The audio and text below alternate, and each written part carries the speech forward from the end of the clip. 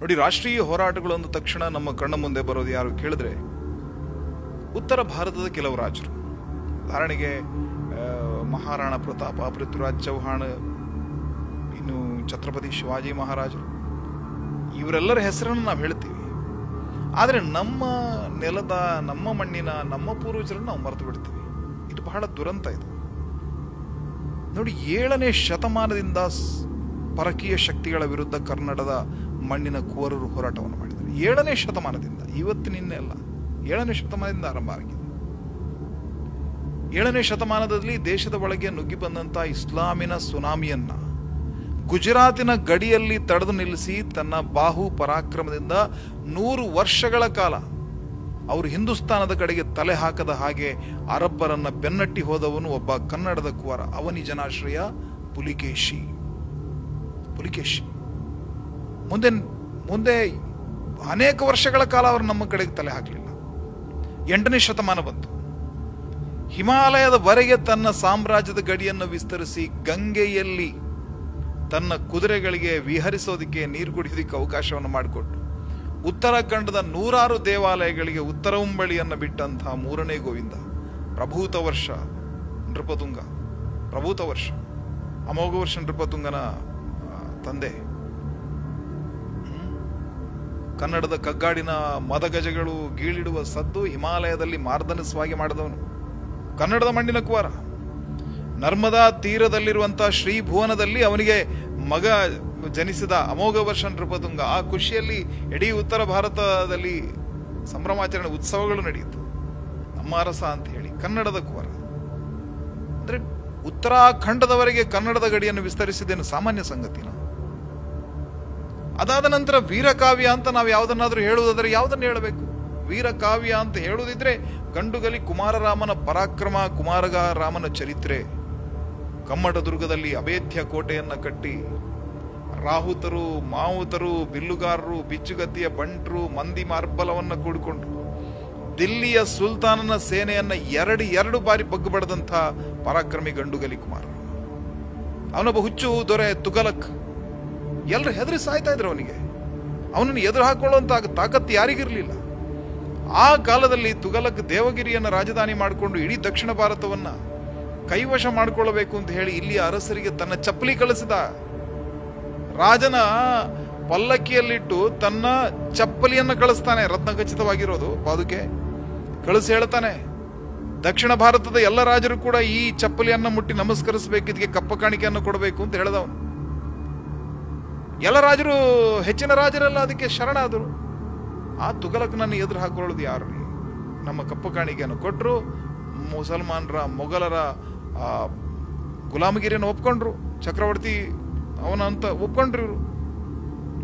ಆ ವೇಳೆ ತುಘಲಕ್ನ ವಿರುದ್ಧ ತೊಡೆ ತಟ್ಟಿದವನು ಒಬ್ಬನೇ, ಗಂಡುಗಲಿ ಕುಮಾರನ.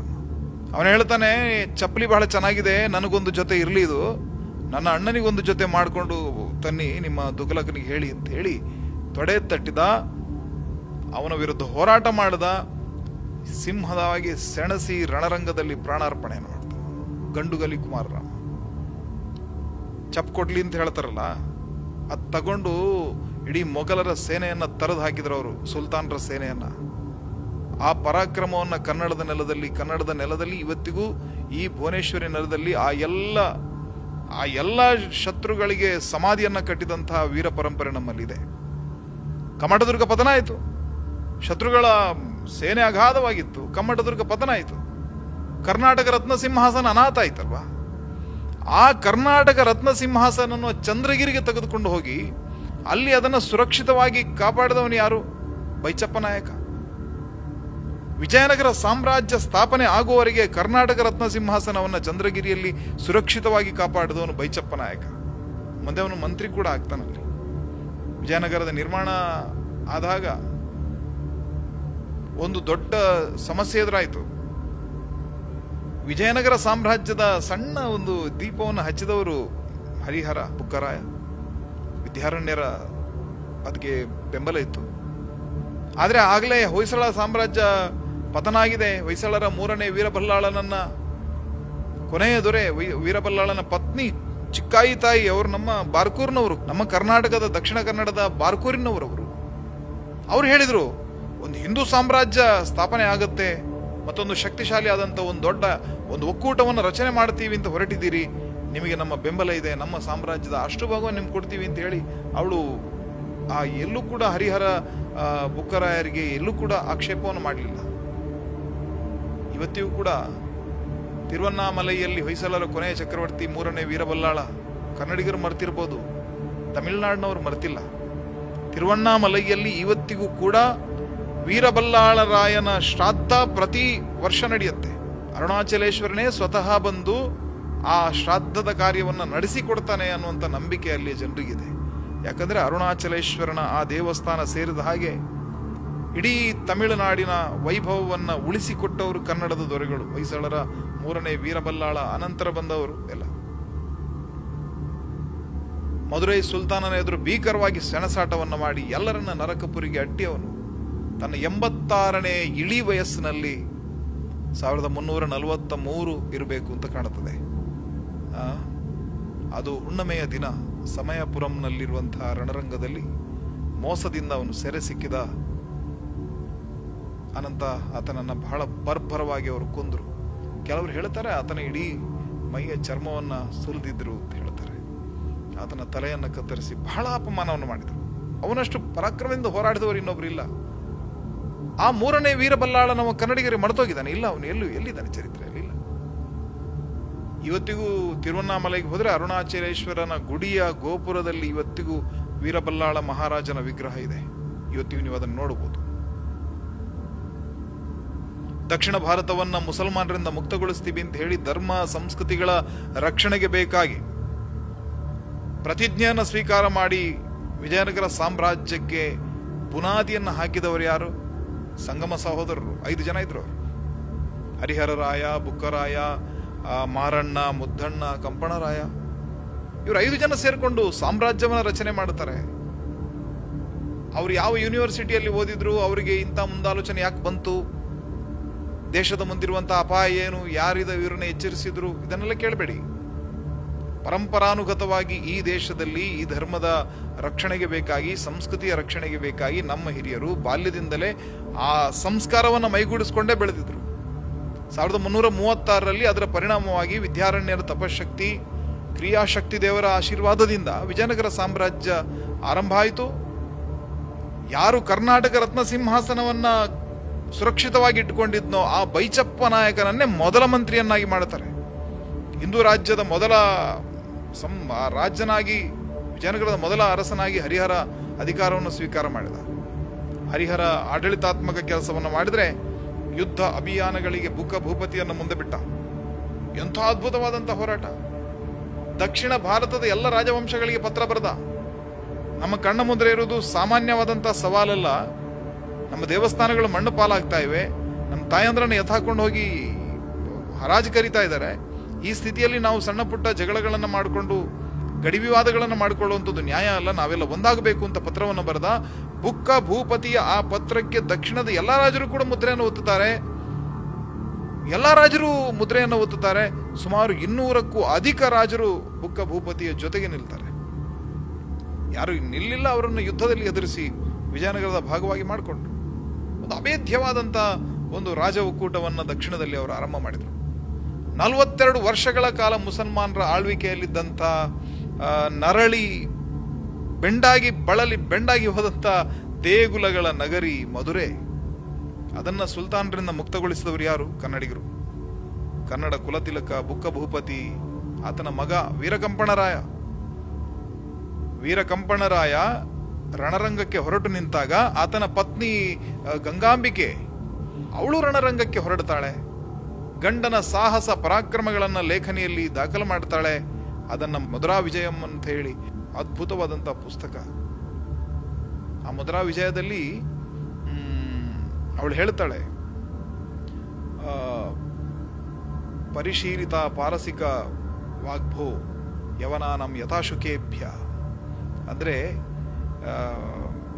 ಇಲ್ಲಿರುವಂಥ ಪಂಡಿತರು ಇವರೆಲ್ಲರೂ ಕೂಡ ವೇದಘೋಷವನ್ನು ಮಾಡಬೇಕಾದವರು, ಉಪನಿಷತ್ತು ಇನ್ನು ಮತ್ತೆ ಯಾವುದು ಪುರಾಣ ಪಾರಾಯಣ ಮಾಡಬೇಕಾದವರೆಲ್ಲ ಇಲ್ಲಿ ಮಧುರೈ ಸುಲ್ತಾನನ ಕಾಲಬುಡದಲ್ಲಿ ಕೂತ್ಕೊಂಡು ಪಾರ್ಸಿ ಭಾಷೆಯಲ್ಲಿ ಅವನ ಚರಿತ್ರೆಯನ್ನು ಬರಿತಾ ಇದ್ದಾರೆ. ನನಗೆ ಹೊರಗಡೆಯಲ್ಲಿ ಆ ತಾಮ್ರಪರ್ಣಿ ನದಿ ತೀರದಲ್ಲಿ ಜನರನ್ನ ಶೂಲಕ್ಕೆ ಹಾಕಿ ನಿಲ್ಲಿಸಿದ್ದನ್ನ ಕಂಡಾಗ ಕೂಡ ಅಷ್ಟು ಬೇಸರ ಆಗಲಿಲ್ಲ. ಮರಗಳಲ್ಲಿ ನೇತು ಬಿದ್ದಂಥ ಮಕ್ಕಳ ಶವಗಳನ್ನು ಕಂಡಾಗ ಕೂಡ ನನಗೆ ಅಷ್ಟು ಬೇಸರ ಆಗಲಿಲ್ಲ. ಆದರೆ ನಮ್ಮ ದೇಶದ ಈ ಜ್ಞಾನ ಪರಂಪರೆಯ ವಾರಿಸುದಾರರಾದಂತಹ ಈ ಎಲ್ಲ ಪಂಡಿತೋತ್ತಮರುಗಳು ಹೋಗಿ ಅವನ ಗುಲಾಮಗಿರಿ ಮಾಡ್ತಾ ಇದ್ರಲ್ಲ, ಇದನ್ನು ನೋಡಿದಾಗ ನನಗೆ ಬೇಸರ ಆಯಿತು ಅಂತ ಅವಳು ಬರೆದಿದ್ದಾಳೆ ಒಂದು ಕಡೆ. ಹಿಂದೂ ಸುರತ್ರಾಣ, ಬುಕ್ಕ ಭೂಪತಿ ಎಲ್ಲ ಕರ್ನಾಟಕದ, ಕೇರಳ, ತಮಿಳುನಾಡು ಎಲ್ಲ ಕೃಷ್ಣಾ ನದಿಯಿಂದ ಕೆಳಗಡೆ ಇರುವಂತ ಎಲ್ಲಾ ರಾಜರನ್ನು ಒಗ್ಗಟ್ಟು ಮಾಡುವಂತ ಕೆಲಸವನ್ನು ಮಾಡಿದ. ಕಂಚಿಯ ರಾಜ ಕೇಳಿಲ್ಲ, ಸಾಂಬವರಾಯ ಅಂತ. ಆ ಕಂಚಿಯ ರಾಯನನ್ನ ಮನವೊಲಿಸಿ ಅವನನ್ನು ಕೂಡ ಒಕ್ಕೂಟಕ್ಕೆ ಸೇರಿಸಿಕೊಂಡು ವಿಜಯನಗರ ಸಾಮ್ರಾಜ್ಯಕ್ಕೆ ಅವರು ಬುನಾದಿಯನ್ನು ಹಾಕಿದರು. ಮಧುರೆ ಮೇಲೆ 40 ವರ್ಷಗಳ ಕಾಲ, 40 ವರ್ಷಕ್ಕೂ ಅಧಿಕ ಕಾಲ ಸುಲ್ತಾನರ ಆಳ್ವಿಕೆ ಇತ್ತು. ಆ ವೇಳೆ ಮಧುರೆ ಯಾವ ದೇವಸ್ಥಾನದಲ್ಲೂ ದೀಪ ಬೆಳಗ್ತಾ ಇರಲಿಲ್ಲ, ಸಂಪೂರ್ಣ ನಾಶ ಮಾಡಿದರು. ಶ್ರೀರಂಗಂನ ದೇವಸ್ಥಾನದ ಮೂರ್ತಿಯನ್ನ ರಾತೋರಾತ್ರಿ ಅದನ್ನು ತಿರುಪತಿಗೆ ಸಾಗಿಸಿ ಅಲ್ಲಿ ಇಟ್ಟಿದ್ರು. ಶ್ರೀರಂಗಂನಲ್ಲಿ ದೇವರೇ ಇರಲಿಲ್ಲ. ಇವತ್ತು ಬಹಳ ದೊಡ್ಡ ವೈಷ್ಣವ ಕೇಂದ್ರ ಅದು, ಅಲ್ಲಿ ದೇವರೇ ಇರಲಿಲ್ಲ ಎಷ್ಟೋ ವರ್ಷಗಳ ಕಾಲ. ಆನಂತರ 1364ರಲ್ಲಿ ಬಹಮನಿಯನ್ನ ಅವನನ್ನ ಸೋಲಿಸಿ, ಮಧುರೆ ಸುಲ್ತಾನನ್ನ ಸೋಲಿಸಿ, ಮಧುರಾ ವಿಜಯ ಆದಂತಹ ಸಂದರ್ಭದಲ್ಲಿ ಅವನನ್ನು ಸೋಲಿಸಿ ಆ ಮೂರ್ತಿಯನ್ನು ಮತ್ತೆ ಶ್ರೀರಂಗಂನಲ್ಲಿ ಪ್ರತಿಷ್ಠೆ ಮಾಡಿರುವುದು ಕನ್ನಡಿಗರು. ತಮಿಳುನಾಡನ್ನ ಆ ರಾಕ್ಷಸರಿಂದ ಮುಕ್ತಗೊಳಿಸಿ ಕೊಟ್ಟದ್ದು ಯಾರು ಕೇಳಿದ್ರೆ ಕನ್ನಡಿಗರು.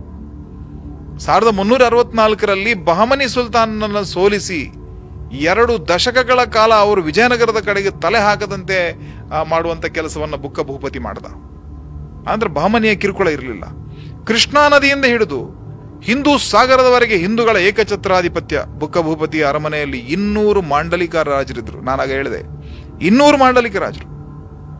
ಆ 200 ಮಾಂಡಲಿಕ ರಾಜರನ್ನು ಇಟ್ಟುಕೊಂಡು ಸಂಘಟನಾ ಚತುರ, ಸಮರ ವಿಶಾರದ ಹಿಂದೂ ರಾಯ ಸುರತ್ರಾಣ ಬುಕ್ಕ ಭೂಪತಿ ಅಂತ ಹೇಳಿ ಬಿರುದನ್ನು ಧರಿಸಿಕೊಂಡವನು. ಅವನ ನಂತರ ಬಂದಂತ ವಿಜಯನಗರ ಸಾಮ್ರಾಜ್ಯದ ಅತ್ಯಂತ ಪ್ರಸಿದ್ಧ ದೊರೆ ಯಾರು? ಶ್ರೀಕೃಷ್ಣ ದೇವರಾಯ.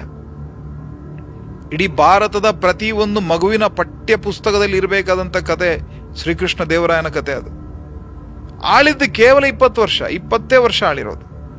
ಆದರೆ ಇವತ್ತಿಗೆ 5 ಶತಮಾನ ಆಯಿತು. ಇವತ್ತಿಗೂ ನೀವು ಜಗತ್ತಿನಲ್ಲಿ ರೋಮ್ ಸಾಮ್ರಾಜ್ಯಕ್ಕೆ ಸರಿಸಾಟಿಯಾದಂಥ ಒಂದು ಶ್ರೀಮಂತ ನಗರ ಎಲ್ಲಿತ್ತು ಅಂತ ಕೇಳಿದ್ರೆ ಕೈ ತೋರಿಸ್ಬೇಕು ಕರ್ನಾಟಕದ ಕಡೆಗೆ. ವಿಜಯನಗರ ಸಾಮ್ರಾಜ್ಯ, 3 ಕಡಲ ಒಡೆಯ, ಯವನ ರಾಜ್ಯ ಸಂಸ್ಥಾಪನಾಚಾರ್ಯ ಶ್ರೀಕೃಷ್ಣ ದೇವರಾಯ ಅಂತ ಅವನಿಗೆ ಬಿರುದನ್ನು ಕೊಟ್ಟರು. ಶ್ರೀಕೃಷ್ಣ ದೇವರಾಯ 3 ಕಡಲಿನ ಒಡೆಯ. ನೀವು ಯೋಚನೆ ಮಾಡಿ, 15ನೇ ಶತಮಾನದಲ್ಲಿ ನಮ್ಮ ಇಡೀ ಭಾರತಕ್ಕೆ ಸಮುದ್ರ ಮಾರ್ಗದಿಂದ ವ್ಯಾಪಾರ ಆರಂಭ ಆಗಿರೋದು 14-15ನೇ ಶತಮಾನದಲ್ಲಿ. ಆ ವೇಳೆ 3 ಸಮುದ್ರದ 3 ತೀರಗಳು ಕೂಡ ಒಂದು ರಾಜ್ಯದ ಕೈಯಲ್ಲಿತ್ತು. ಯಾರದು? ಶ್ರೀಕೃಷ್ಣ ದೇವರಾಯನ ಕೈಯಲ್ಲಿತ್ತು. ಗೋವಾಕ್ಕೆ ಬೇಕಾಗಿ ಬಹಳ ಯುದ್ಧಗಳಾಯಿತು, ಬಿಜಾಪುರದವರು ಮತ್ತು ಕೃಷ್ಣದೇವರಾಯನ ಮಧ್ಯದಲ್ಲಿ. ಹೀಗೆ ಯಾವ ಬಂದರನ್ನು ಬಿಟ್ಟುಕೊಡ್ಲಿಲ್ಲ. ಎಲ್ಲ ಬಂದರುಗಳು ನಮ್ಮ ವಿಜಯನಗರದ ಅಡಿಯಲ್ಲಿತ್ತು. ಎಲ್ಲ ಸಮುದ್ರ ವಹಿವಾಟುಗಳ ಮೂಲಕ ಅತ್ಯಂತ ಶ್ರೀಮಂತವಾದಂತಹ ರಾಜ್ಯ ವಿಜಯನಗರ ಸಾಮ್ರಾಜ್ಯ ಆಯಿತು. ಅವನು ಯಾವ ರೀತಿ ಅವರನ್ನ ಆ ವಿದೇಶಿ ಶಕ್ತಿಗಳನ್ನು ನಡೆಸ್ಕೊಳ್ತಾ ಇದ್ದ ಅಂತ ಹೇಳಿದ್ರೆ, ಒಬ್ಬ ಡೊಮಿಂಗೋ ಫಯಾಜ್ ಅಂತ ಇದ್ರು, ಅಬ್ದುಲ್ ರಶೀದ್, ಇವರೆಲ್ಲ ತಮ್ಮ ಪ್ರವಾಸಿ ಕಥನದಲ್ಲಿ ಅದನ್ನು ಬರೆದಿದ್ದಾರೆ, ದಾಖಲೆ ಮಾಡಿದ್ದಾರೆ. ನ್ಯೂನೀಚ್ ಅವರೆಲ್ಲ ಬರೆದಿದ್ದಾರೆ. ಅವರೆಲ್ಲ ಬರೀ ಒಂದು ಫರ್ಗಟನ್ ಎಂಪೈರ್ ಅಂತ ಒಂದು ಪುಸ್ತಕ ಇದೆ. ಅವ್ರು ಹೇಳ್ತಾರೆ, ಶ್ರೀಕೃಷ್ಣ ದೇವರಾಯ ಬೆಳಿಗ್ಗೆ ಎದ್ದು 3/4 ಪಿಂಟ್ ಅಂದ್ರೆ ಅದೊಂದು ಮಾಪನ. ಅದು 3/4 ಪಿಂಟಿನಷ್ಟು ಎಳ್ಳೆಣ್ಣೆಯನ್ನು ಕುಡಿತಾ ಇದ್ದಂತೆ ಬೆಳಿಗ್ಗೆ ಎದ್ದು. ಖಾಲಿ ಹೊಟ್ಟೆಗೆ ಎಳ್ಳೆಣ್ಣೆಯನ್ನು ಕುಡಿಬೇಕು. ಆ ನಂತರ ಸಮರಾಭ್ಯಾಸ, ಪೂರ್ತಿ ಕತ್ತಿಗಳನ್ನು ಹಿಡಿದುಕೊಂಡು ತಾಲೀಮ್ ಮಾಡೋದು. 3/4 ಗಂಟೆ 2 ಗಂಟೆ ಆ ಜೊತೆಯಲ್ಲಿರುವಂತಹ ಜಟ್ಟಿಗಳ ಜೊತೆಗೆ ಕಾಳಗ, ಕತ್ತಿ ಯುದ್ಧ, ಮಲ್ಲ ಯುದ್ಧ, ವರಸೆ, ಇದನ್ನೆಲ್ಲ ಮಾಡುದು. ಆನಂತರ ಕುದುರೆಯ ಮೇಲೆ ಓಟ. ಇವತ್ತು ನಾವು ವಿಜಯನಗರ ನೋಡ್ತೀವಲ್ಲ, ಆ ಸುತ್ತ ಅಲ್ಲಿ ಕುದುರೆಗಳ ಮೇಲೆ ಕೂತು ಓಟವನ್ನು ಮಾಡೋದು, ಕುದುರೆ ದೌಡು. ಆ ಕುದುರೆ ಸವಾರಿಯನ್ನ ಮಾಡ್ತಾ ಇದ್ದ. 9:10 ಗಂಟೆಗೆಲ್ಲ ದೇವರ ಪೂಜೆ ಎಲ್ಲ ಮುಗಿಸಿ ಆನಂತರ ಅವರು ಅರಮನೆಗೆ ಹೋಗ್ತಾರೆ. ಆ ಅರಮನೆಗೆ ಹೋದಾಗ ಅನೇಕ ರಾಜ ಪ್ರಮುಖರು, ರಾಜ ಪ್ರತಿನಿಧಿಗಳೆಲ್ಲ ಬಂದಿರ್ತಾರೆ ಬೇರೆ ಬೇರೆ ರಾಜ್ಯದಿಂದ. ಯಾವುದೋ ವಿಷಯಗಳ ಬಗ್ಗೆ ಮಾತನಾಡೋದಕ್ಕೆ, ಚರ್ಚೆ ಮಾಡೋದಕ್ಕೆ ಅವ್ರು ಬಂದಿರ್ತಾರೆ. ಎಲ್ಲೆಲ್ಲಿಂದಲೂ ಸುದ್ದಿಗಳಿರ್ತವೆ, ಅದನ್ನೆಲ್ಲ ತರಿಸ್ತಾರೆ, ಅದೆಲ್ಲ ಚರ್ಚೆಗಳಾಗ್ತವೆ ಅಲ್ಲಿ. ಆದರೆ ಮುಸ್ಲಿಂ ದೊರೆಗಳಿದ್ರಲ್ಲ, ವಿಜಯನಗರದ ವಿರುದ್ಧ ಕತ್ತಿ ಮಸೀತ ಇದ್ದಂಥ ಕೆಲವು ಮುಸ್ಲಿಂ ದೊರೆಗಳಿದ್ರು, 5-6 ದೊರೆಗಳಿದ್ರು. ಬಾಮನ್ನಿದ್ದ, ಆದಿಲ್ ಶಾಹಿಗಳಿದ್ರು, ನಿಜಾಂ ಶಾಹಿಗಳಿದ್ರು, ಇಮಾಮ್ ಶಾಹಿಗಳು, ಕುತುಬ್ ಶಾಹಿಗಳು, ಬರೀದ್ ಶಾಹಿಗಳು, ಇವರೆಲ್ಲ ಇದ್ರಲ್ಲ. ಇವರ ಪ್ರತಿನಿಧಿಗಳಿಗೆ ಕೃಷ್ಣದೇವರಾಯನನ್ನು ಭೇಟಿ ಮಾಡಬೇಕಿದ್ರೆ ಸಮಯ ಯಾವುದು? ಕುದುರೆಯಲ್ಲಿ ಓಟ ಮಾಡ್ತಾರಲ್ಲ ಆ ಸಮಯದಲ್ಲಿ. ಕುದುರೆ ಓಟ ಮಾಡಬೇಕಿದ್ರೆ ಇವ ಹಿಂದಿಂದ ಓಡಬೇಕು, ಅದರ ಹಿಂದೆ. ಅವರು ಸುತ್ತು ಬರಬೇಕಿದ್ರೆ, ಮೈದಾನದಲ್ಲಿ ಸುತ್ತು ಬರಬೇಕಿದ್ರೆ ಅವ್ರ ಹಿಂದೆ ಇವನು ಓಡಬೇಕು, ರಾಜಪ್ರತಿನಿಧಿ. ಅಷ್ಟು ಹೀನಾಯವಾಗಿ ಅವ್ರನ್ನ ನಡೆಸ್ಕೊಳ್ತಾರೆ. ನಿಮ್ಮ ಯೋಗ್ಯತೆ ಏನು ಅಂತ ತೋರಿಸ್ಕೊಟ್ಟಿದ್ದ ಕೃಷ್ಣದೇವರಾಯ. ಬೇರೆ ಎಲ್ಲರ ಜೊತೆ ಕೂತು ಮಾತುಕತೆ ಆದ್ರೆ ಇವ್ರನ್ನ ಓಡಿಸ್ತಾ ಮಾತಾಡ್ತಿದ್ದೆ ಇವ್ರನ್ನ. ಆ ಕುದುರೆ ಹಿಂದೆ ಇವರು ಓಡೋರು. ಇದು ಶ್ರೀಕೃಷ್ಣ ದೇವರಾಯನ ಗತ್ತು, ಕೃಷ್ಣದೇವರಾಯನ ತಾಕತ್ತು. ಶೂನ್ಯದಿಂದ ವಿಜಯನಗರ ಕಟ್ಟಿದಂಥ ಹಕ್ಕಬುಕ್ಕ ಹರಿಹರರಾಯರು 1565ರಲ್ಲಿ ಆ ಸಾಮ್ರಾಜ್ಯ ಪತನ ಆಯಿತು. ಎಲ್ಲ ಶತ್ರುಗಳು ಸೇರ್ಕೊಂಡ್ರು. ನಾವು ಕೂಡ ಸ್ವಲ್ಪ ಸೆಕ್ಯುಲರ್ಗಳಾದ್ವಿ. ಪರಿಣಾಮವಾಗಿ ಇವತ್ತು ಭಾರತ ಏನು ಎದುರಿಸ್ತಾ ಇದೆ ಅದೇ ಪರಿಸ್ಥಿತಿ ಅವತ್ತು ವಿಜಯನಗರಕ್ಕೂ ಬಂತು. ನಮ್ಮ ಒಳಗಿದ್ದಂಥ ಶತ್ರುಗಳೇ ನಮ್ಮನ್ನು ಮುಗಿಸಿದರು. 6-7 ತಿಂಗಳುಗಳ ಕಾಲ ನಿರಂತರ ಲೂಟಿ ನಡೆಯಿದ್ದು. ಜಗತ್ತಿನ ಅತ್ಯಂತ ಉತ್ಕೃಷ್ಟವಾಗಿದ್ದಂಥ ಒಂದು ನಗರ ರಾತ್ರಿ ಹಗಲಾಗೋದರ ಒಳಗೆ ಹಾಳು ಹಂಪೆಯಾಗಿ ಬದಲಾಯಿತು. ಅದನ್ನ ಹುಡುಕಿರೋದು ಪೊದೆಗಳ ಮಧ್ಯದಿಂದ, ಕಾಡಿನ ಮಧ್ಯದಿಂದ ಯಾರೋ ಬೇಟೆಗೆ ಹೋದಂತ ಬ್ರಿಟಿಷರು ಹುಡುಕಿ ತೆಗೆದಿರೋದು. ಅಷ್ಟು ನಾಶವಾಗಿತ್ತದು. ಗೊತ್ತೇ ಇರಲಿಲ್ಲ, ಜನ ಅಲ್ಲಿ ಹೋಗೋದೇ ಬಿಟ್ಟಿದ್ರು. ಅದು ಅಷ್ಟು ಜನರ ಕಗ್ಗೊಲೆ ನಡೆದಿದೆ, ಅಷ್ಟು ಲೂಟಿಗಳು ನಡೆದಿವೆ. ಆದ್ರೆ ಆ ವಿಜಯನಗರವನ್ನು ಮತ್ತೆ ಸ್ಥಾಪನೆ ಮಾಡಬೇಕು ಅಂತ ಅನೇಕ ಜನ ಹೋರಾಟವನ್ನು ಮಾಡಿದ್ದಾರೆ. ಶೂನ್ಯದಿಂದಲೇ ಮತ್ತೊಮ್ಮೆ ವಿಜಯನಗರನ ಕಟ್ಟಬೇಕು ಅಂತ ಹೇಳಿ ಹೋರಾಟವನ್ನ ಮಾಡಿದಂತ ಚಿಕ್ಕ ವೆಂಕಟರಾಯನನ್ನ ಅಲ್ಲಿಂದ ಸೇಫ್ ಮಾಡಿ ಚಂದ್ರಗಿರಿಯಲ್ಲಿ ಅವನಿಗೆ ಪಟ್ಟವನ್ನ ಕಟ್ಟಿದವನು ಎಚ್ಚಮ್ಮ ನಾಯಕ. ಇವತ್ತು ಎಚ್ಚಮ್ಮ ನಾಯಕನು ಗೊತ್ತಿಲ್ಲ, ಚಿಕ್ಕ ವೆಂಕಟರಾಯನ ಬಗ್ಗೆ ಚರಿತ್ರೆ ನಮ್ಮಲ್ಲಿ ಹೆಚ್ಚಿನವರಿಗೆ ಅದೆಲ್ಲ ಮರೆತೋಗಿದೆ. ಅದೆಲ್ಲ ಎಲ್ಲೂ ಉಲ್ಲೇಖವೇ ಆಗಲ್ಲ ಅದು. ಆದರೆ ವಿಜಯನಗರ ಸಾಮ್ರಾಜ್ಯದ ಆದರ್ಶದ ಅಡಿಯಲ್ಲಿ ಅನೇಕ ಸಾಮಂತರಸರು, ಅನೇಕ ಪಾಳೆಗಾರರು ನಡೆದರು. ಚಿತ್ರದುರ್ಗದ ಪಾಳೆಗಾರರು ಹೋರಾಟವನ್ನು ಮಾಡಿದರು. ಆ ಕಡೆ ಮೈಸೂರಿನಲ್ಲಿ ಯದುವಂಶದ ಮೈಸೂರು ಒಡೆಯರು ಎದ್ದು ನಿಂತರು. ಈ ಕಡೆ ನಮ್ಮ ಮಲೆನಾಡಿನಲ್ಲಿ ಕೆಳದಿ ಸಂಸ್ಥಾನದವರು ಎದ್ದು ನಿಂತರು. ಮೈಸೂರು ಸಂಸ್ಥಾನದ ರಣಧೀರ ಕಂಠೀರವ ನರಸರಾಜ ಒಡೆಯರ್ ಹೆಸರು ಕೇಳಬೇಕಿದ್ರೆ ಮೈ ಜುಮ್ ಅನ್ನಬೇಕು. ವಿಜಯ ನರಸಿಂಹ ಅನ್ನುವಂಥ ಒಂದು ಬಳ್ಳಿಯ ಹಾಗಿನ ಬಳುಕುವ ಕತ್ತಿ ಇತ್ತಂತವ್ರ ಹತ್ರ. ಅದನ್ನು ಸೊಂಟದ ಸುತ್ತಕೊಂಡು ಬರ್ತಾ ಇದ್ರು. ಯಾರಿಗೂ ಗೊತ್ತಾಗ್ತಿರಲಿಲ್ಲ, ಒಂದು ಸೀಕ್ರೆಟ್ ವೆಪನ್ ಅವರದು. ಆದಿಲ್ ಶಾಹಿಯ ಸೇನೆಯನ್ನ ಧೂಳಿಪಟ ಮಾಡಿ ಯೋಗ ನರಸಿಂಹ ಮುದ್ರಾಂಕಿತವಾದಂಥ ಬಂಗಾರದ ನಾಣ್ಯಗಳನ್ನ ಚಲಾವಣೆಗೆ ತಂದು, ಅದಕ್ಕೆ ಕಂಠೀರಾಹಿ ಅಂತ ಹೆಸರಿಡ್ತಾರೆ. ಬಂಗಾರದ ನಾಣ್ಯಗಳನ್ನ ಚಲಾವಣೆಗೆ ತಂದರು. ಸುವರ್ಣಯುಗ ಅದು. ಮೈಸೂರು ಮಹಾರಾಜರ ಒಡೆತನದಲ್ಲಿ ಕನ್ನಡದ ಎಲ್ಲ ಸಂಸ್ಕೃತಿ, ಕಲೆ ಅದೆಲ್ಲದಕ್ಕೆ ಮತ್ತೊಮ್ಮೆ ವಿಜಯನಗರದ ರೀತಿಯ ರಾಜಾಶ್ರಯಗಳು ಸಿಕ್ಕಿತು. ಛತ್ರಪತಿ ಶಿವಾಜಿ ಮಹಾರಾಜರ ವಂಶದ ಕುಡಿ ರಾಜಾರಾಮ ಕರ್ನಾಟಕಕ್ಕೆ ಆಶ್ರಯ ಕೇಳಿ ಬಂದಾಗ ಕವಳೆದುರ್ಗದ ಕೋಟೆಯಲ್ಲಿ ಅವನಿಗೆ ಆಶ್ರಯವನ್ನು ಕೊಟ್ಟು 30,000 ಮೊಘಲರ ಸೇನೆಯನ್ನ ಬೆನ್ನಟ್ಟಿ ಮಲೆನಾಡಿನ ಕಗ್ಗಾಡಿನಲ್ಲಿ ಅವರನ್ನ ಅಡ್ಡಡ್ಡಕ್ಕೆ ಸಿಗದು ಹಾಕಿದಂತ ಕನ್ನಡದ ಕುವರಿ ಕೆಳದಿಯ ರಾಣಿ ಚೆನ್ನಮ್ಮ ದೇವಿ ಚರಿತ್ರೆಯಲ್ಲಿ ಆಕೆಯ ಹೆಸರು ಬರ್ತಾ ಇಲ್ಲ ಎಲ್ಲೂ. ಕನ್ನಡದ ಮೇಲೆ ವಕ್ರದೃಷ್ಟಿ ಇಟ್ಟುಕೊಂಡು ಬಂದಂತ ಔರಂಗಜೇಬನನ್ನ ವಾಗಣಗೇರಿಯ ಕೋಟೆಯಲ್ಲಿ ಮಣಿಸಿ ಅವನನ್ನ ಹೆಡೆಮುರಿ ಕಟ್ಟಿ ಬೆಳ್ಳಿಯ ತಗಡಿನಲ್ಲಿ ಅವನ ಹತ್ರ ಮಾಫಿನಾಮೆಯನ್ನು ಬರೆಸಿ ಬಿಟ್ಟು ಕಳಿಸಿದಂತ ಪಿಡ್ಡಿ ನಾಯಕ, ಪೀತಾಂಬರ ಬಹಿರಿ ಪಿಡ್ಡಿ ನಾಯಕ, ಹೆಸರಿಲ್ಲ. ಅಭೇದ್ಯವಾದಂತಹ ಪಾಂಡಿಚೇರಿಯ ಕೋಟೆಯನ್ನ ಏಕಾಂಗಿಯಾಗಿ ಗೆದ್ದುಕೊಂಡು ಕೊಟ್ಟಂತ ಮೋಟುಗಾಯಿ ವೆಂಕಟಪ್ಪ ನಾಯಕ, ಸುರಪುರದ ವೆಂಕಟಪ್ಪ ನಾಯಕ, ಹೆಸರಿಲ್ಲ. ಅದೇ ಮಣ್ಣಿನಲ್ಲಿ ಮತ್ತೊಬ್ಬ ನಾಯಕ ಹುಟ್ಟುತ್ತಾನೆ, ನಾಲ್ವಡಿ ವೆಂಕಟಪ್ಪ ನಾಯಕ. ಯಾರು? ಪ್ರಥಮ ಸ್ವಾತಂತ್ರ್ಯ ಸಂಗ್ರಾಮ ನಡೆಯುವಂತ ಸಂದರ್ಭದಲ್ಲಿ ಕನ್ನಡದ ಮಣ್ಣಿನಲ್ಲಿ ಕ್ರಾಂತಿಯ ಕಹಳೆಯನ್ನು ಮೊಳಗಿಸಿ ಬಲಿದಾನ ಮಾಡಿದಂತಹ ಸುರಪುರದ ನಾಲ್ವಡಿ ವೆಂಕಟಪ್ಪ ನಾಯಕ. ಅವನ ಬಗ್ಗೆ ಕೂಡ ನಮ್ಮ ಪಠ್ಯ ಪುಸ್ತಕದಲ್ಲಿ ಎಲ್ಲೂ ಕಾಣಿಸುವುದಿಲ್ಲ. ದುರ್ಗದ ಉಳಿವಿಗೆ ಬೇಕಾಗಿ ಕೈಗೆ ಸಿಕ್ಕಿದಂತಹ ಒನಕೆಯಿಂದ, ಕಳ್ಳ ಕಿಂಡಿಯಿಂದ ತೂರಿ ಬಂದಂತಹ ಶತ್ರುಗಳನ್ನ, ಹೈದರಾಲಿಯ ಆ 100 ಹೆಗ್ಗಣಗಳ ನೆತ್ತಿಯನ್ನ ಸೀಳಿ ಚಿತ್ರದುರ್ಗದ ಕೋಟೆಯನ್ನ ಶತ್ರುಗಳ ರಕ್ತದಿಂದ ಪಾವನ ಮಾಡಿದಂತಹ ಒನಕೆಯ ಒಬ್ಬವ. ಪಠ್ಯಪುಸ್ತಕದಲ್ಲಿ ಸ್ವಲ್ಪ ಇದೆ ಅವರ ಬಗ್ಗೆ. ಆದರೆ ಮುಂಚಿನ ದಿನ ಹೈದರಾಲಿ ಗುಣಗಾನ ಮಾಡಿ ಅದೇ CM ಮರುದಿನ ಓಬವ್ವನನ್ನು ಕೂಡ ಹೊಗಳ್ತಾರೆ. ಒಬ್ಬವನನ್ನ ಯಾಕೆ ಹೊಗಳ್ತಾರೆ ಅಂದ್ರೆ ಅದೊಂದು ಜಾತಿ ಓಟಿಗೆ ಬೇಕಾಗಿ, ಹೈದರಾಲಿಯನ್ನು ಯಾಕೆ ಹೊಗಳ್ತಾರೆ ಅಂದ್ರೆ ಒಂದು ಜಾತಿಯ ಓಟಿಗೆ. ಯಾವ ಆದರ್ಶನೂ ಇಲ್ಲ, ಯಾವ ಮಣ್ಣಂಗಟ್ಟಿನೂ ಇಲ್ಲ. ಕಿತ್ತೂರಿಗೆ ರಾಜದ್ರೋಹವಾಯ್ತು. ಮಲ್ಲಪ್ಪ ಅಂತ ಹೇಳಿ ಜೊತೆಯಲ್ಲೇ ಇದ್ದವ ಬ್ರಿಟಿಷರ ಜೊತೆ ಹೋಗಿ ಸೇರ್ಕೊಂಡ. ಇರೋಳೊಬ್ಳು ಹಳ್ಳಿ ಗಾಡಿನ ಹೆಣ್ಣು ಮಕ್ಕಳು ಏನ್ ಮಾಡ್ತಾಳೆ ಅನ್ನುವಂತ ಅಹಂಕಾರವನ್ನಲ್ಲಿತ್ತು, ಬ್ರಿಟಿಷರ ಜೊತೆ ಸೇರ್ಕೊಂಡ. ಬಿಡ್ಲಿಲ್ಲ ಅವನನ್ನ. ಆನೆಯ ಕಾಲಿನ ಅಡಿಗೆ ಹಾಕಿ ಸೀಳಿದ್ಲ ಅವಳನ್ನ ಕಿತ್ತೂರಿನ ರಾಣಿ ಚೆನ್ನಮ್ಮ. ಗಂಡ ಸತ್ತಂತ ಒಂದು ಹಳ್ಳಿಗಾಡಿನ ಹೆಂಗಸು ಬೆದರಿಕೆಯಿಂದ ಮಣಿಸಬಹುದು ಅಂತ ಬ್ರಿಟಿಷರು ಬೂಟ್ಗಾಲ್ನ ಸದ್ದು ಮಾಡಿಕೊಂಡು ಕಿತ್ತೂರಿನ ಕೋಟೆಯ ಬಾಗಿಲಿಗೆ ಬಂದು ನಿಂತರಲ್ವಾ. ಬಾಗಿಲಿನ ದಳಗಳು ಮುಚ್ಚಿಕೊಂಡಿದ್ವು. 20 ನಿಮಿಷದಲ್ಲಿ ಬಾಗಿಲು ತೆಗೆದಿದ್ರೆ ಕೋಟೆಯ ಬಾಗಿಲುಗಳನ್ನ ಗುಂಡಿಟ್ಟು ಉಡಾಯಿಸ್ತೀವಿ ಅಂತ ಹೇಳಿದ್ರು ಬ್ರಿಟಿಷರು. Captain Black, captain Civil, lieutenant Tyden ಎಲ್ಲ ಬಂದು ನಿಂತಿದ್ದಾರೆ. ಇವರ ಅಪ್ಪನ ಅಂತ ಸೈನಿಕರು ನಮ್ಮಲ್ಲಿ ಇಲ್ವಾ, ಕನ್ನಡಿಗರು ಒಳಗಡೆ ಇದ್ರು. ಕೋಟೆ ಒಳಗಡೆ ಸರ್ದಾರ ಗುರು ಸಿದ್ದಪ್ಪ, ಅಂಟೂರು ಬಾಳಪ್ಪ, ಚೆನ್ನಪ್ಪನ ಎಡಬಲದಲ್ಲಿ ನಿಂತಿದ್ದಾರೆ. ಕಾಯ್ತಾ ಇದ್ರು ಆದೇಶ ಯಾವಾಗ ಹೊರಗಡೆಯಿಂದ ಸಿಗಬೇಕು ನಮ್ಗೆ ಅಂತ. ಹೊರಗಡೆಯಿಂದ ಆದೇಶ ಬಂತು. ಹೊರಗಡೆಯಿಂದ ಆದೇಶ ಮಾಡಿದ್ರು, ಕೋಟೆಯ ಮೇಲೆ ಗುಂಡನ್ನು ಹಾರಿಸಿ ಅಂತ ಹೇಳಿ ಆದೇಶ ಬಂತು. ಪಿರಂಗಿಗಳು ಎದುರು ಬಂತು. ತೋಪುಗಳಿಗೆ ಇನ್ನೇನು ಬೆಂಕಿ ಹಚ್ಚಬೇಕು ಅನ್ನೋಷ್ಟರಲ್ಲಿ ಕೋಟೆಯ ಬಾಗಿಲನ್ನು ತೆರೀತಾಳೆ. ಆ ಚೆನ್ನಮ್ಮಾಜಿ ಮತ್ತು ಆ ಸಿದ್ದಪ್ಪ ಬಾಳಪ್ಪನವರು ಸೇರಿ ಬ್ರಿಟಿಷರ ರುಂಡವನ್ನ ಚೆಂಡಾಡ್ತಾರೆ. ತ್ಯಾಕರೆಯ ರುಂಡ ಅಲ್ಲಿ ಬಿದ್ದಿತ್ತಂತೆ. ಅನಂತರ ಏನಾಯ್ತು ಅದು ನಂತರದ ಪ್ರಶ್ನೆ. ಆದರೆ ಒಮ್ಮೆ ಪ್ರಚಂಡವಾದಂಥ ಬಲದ ಜೊತೆಗೆ ಶತ್ರುಗಳನ್ನ ಭಯಭೀತಗೊಳಿಸೋದಿದೆಯಲ್ಲ, ಅದು ಭಾರತೀಯರ ರಕ್ತಗತವಾದಂಥ ಗುಣ. ಅದು ಹೆದರಿ ಹೇಡಿಗಳ ತರ 1000 ವರ್ಷ ಬದುಕುವುದಕ್ಕಿಂತ ಹುಲಿಯ ತರ, ಸಿಂಹದ ತರ ಒಂದು ದಿನದ ಗರ್ಜನೆ ಮಾಡುವಂತ ಭಾರತೀಯರ ಪರಂಪರೆಯನ್ನ ಮತ್ತೆ ಎತ್ತಿ ತೋರಿಸಿದವಳು ಕಿತ್ತೂರಿನ ರಾಣಿ ಚೆನ್ನಮ್ಮ. ಕಿತ್ತೂರು ರಾಜ್ಯ ಆಂಗ್ಲರ ವಶವಾಯಿತು. ರಾಣಿಯನ್ನ ತಗೊಂಡೋಗಿ ಸೆರೆಮನೆಯಲ್ಲಿ ಹಾಕಿದ್ರು. ಆದ್ರೆ ಆಕೆಯ ಜೊತೆಯಲ್ಲಿದ್ದವರು ಬಿಡಲಿಲ್ಲ. 1000 ಕ್ರಾಂತಿಕಾರಿಗಳ ಪಡೆಯನ್ನ ಕಟ್ಟಿ ಗೆರಿಲ್ಲಾ ಮಾದರಿಯಲ್ಲಿ ಆಂಗ್ಲರ ಪಡೆಯನ್ನ ಬಗ್ಗು ಬಡಿಯುವಂತ ಕೆಲಸವನ್ನ ಕನ್ನಡದ ಒಬ್ಬ ಮಣ್ಣಿನ ಮಗ ಮಾಡ್ತಾನೆ. ಅವನ ಹೆಸರು ಸಂಗೊಳ್ಳಿ ರಾಯಣ್ಣ.